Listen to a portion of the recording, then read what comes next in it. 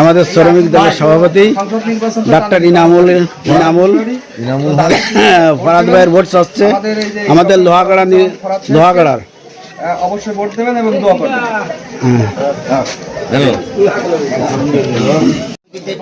এখানে ভোট চাচ্ছেন দিঘুলি ইউনিয়নের সাবেক চেয়ারম্যান খান ইমতিয়াজ আহমেদ মাসুম। ধানের শীষ প্রতীকের ভোট চাচ্ছেন দিঘুলি ইউনিয়ন এবং দিঘুলি বাজারে উপস্থিত অনেকেই আছেন।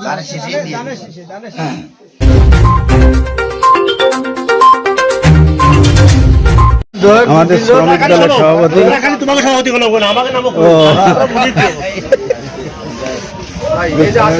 সাইফুল ভাই বিএনপির যুব দলের সভাপতি ভোট চাইতে এসে ফরহাদ ভাইয়ের জন্য আপনারা এটাই আমরা প্রত্যাশা করি এবং আপনারা দোয়া করবেন। ভোট চাচ্ছি আমরা